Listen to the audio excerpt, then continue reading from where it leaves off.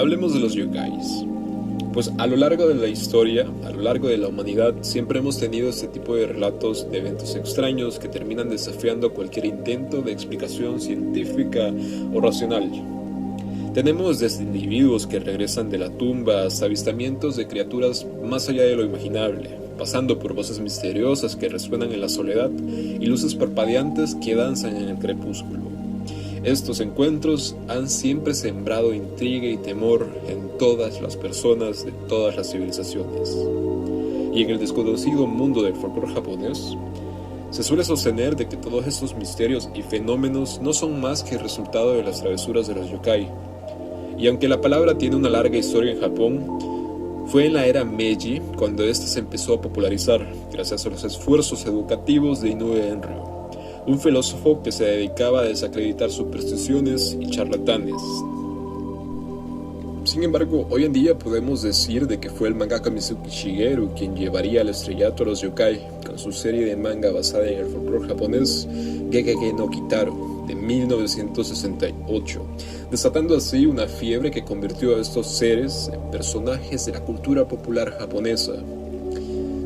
Pero atención, pues la obsesión de los yokais no es algo nuevo. Los japoneses ya disfrutaban de esas criaturas como entretenimiento en el periodo Edo, y desde entonces los yokai han evolucionado de meros cuentos del pasado a protagonistas de moda y leyendas modernas, manteniendo así su encanto y misterio a lo largo de los siglos. Pero para simplificar, los yokai, tan arraigados en el rico folclore japonés y su cultura, no son más que entidades sobrenaturales que van más allá de la simple categorización como monstruos o demonios. De hecho, la propia palabra yokai se compone de dos caracteres: yo, que denota algo hechizante o misterioso, y kai, que significa algo extraño. Este término abarca una amplia gama de seres, incluyendo no solo monstruos y demonios, sino también dioses, fantasmas, animales mágicos, humanos transformados, leyendas urbanas y otros fenómenos inexplicables. Y en el tiempo se han utilizado diversas traducciones en inglés o en español como demonio, monstruo, duende o espíritu para describir a estos yokai. Pero cada una de estas palabras lleva consigo un bagaje cultural que no logra capturar completamente la esencia de estas criaturas. Yokai es un término amplio y vago que carece de un equivalente exacto en el idioma inglés o español. Su diversidad y singularidad cultural hace que sea difícil encasillarlos en una única categoría, ya que representan una amalgama de fenómenos sobrenaturales que trasciende las simples etiquetas de las traducciones a otros idiomas. Hablemos del periodo Edo y los yokai.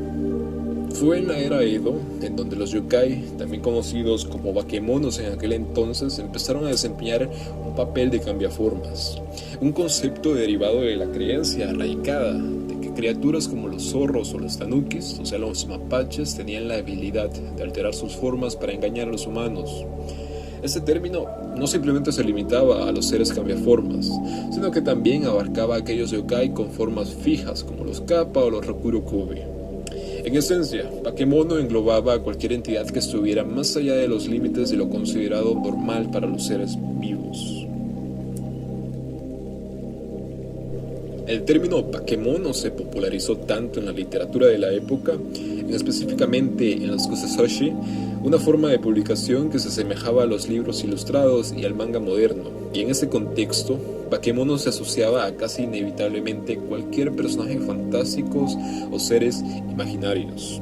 De hecho, un dicho de la época decía: más allá de Hakone no hay nada más que pétalos y bakemono, reflejando la percepción que los habitantes de Edo tenían sobre sí mismos como personas sofisticadas y de aquellos también que estaban fuera de su esfera cultural como simples yokai.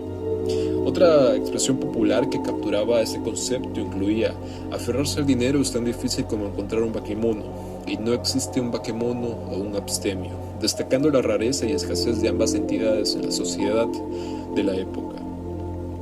Hoy en día es fácil asumir de que las personas de aquel entonces estaban completamente sumidas en la superstición, pero al menos en el caso de una metrópoli como lo era Edo, el pensamiento racional y realista era bastante común.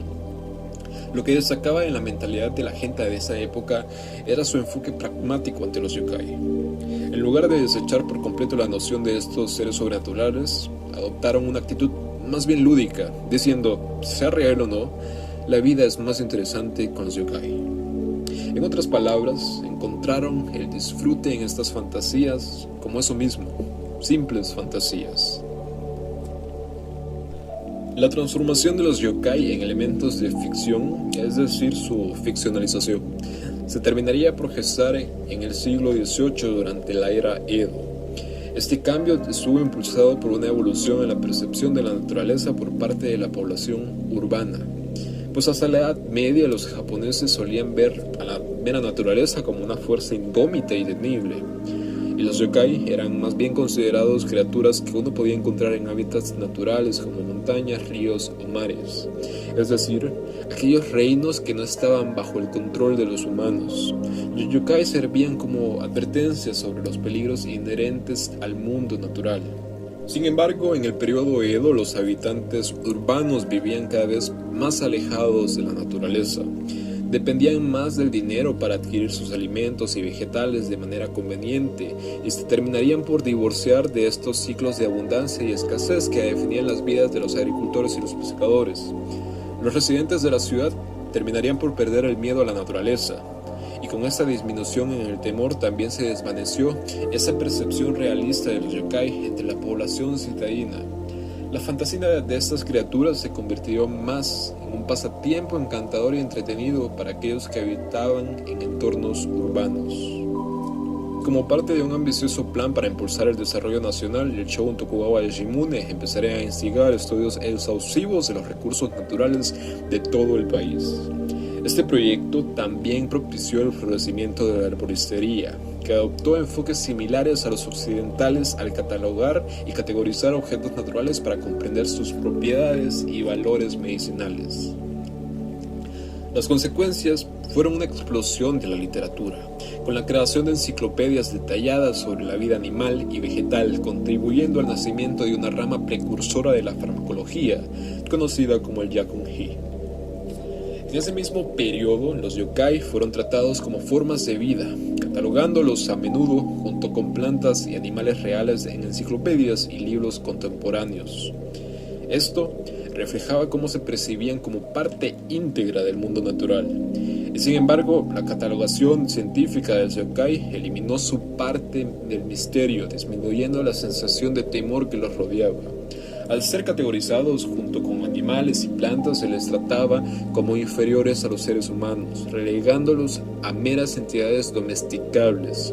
Este fenómeno terminaría por conocerse como la revolución de los yokai del periodo Edo.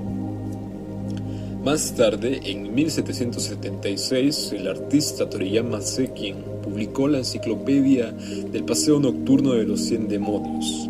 Este trabajo simboliza de manera elocuente el cambio radical en la percepción de los yokai. Con ello, se marcó un hito en la transformación de estas criaturas, de seres temidos y misteriosos a personajes catalogados, un reflejo de la evolución cultural y científica de la época.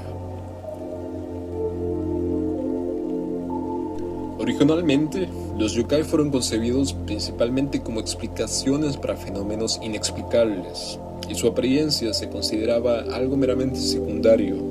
Sin embargo, el enfoque cambió con la llegada de la enciclopedia de yokai de Sekin.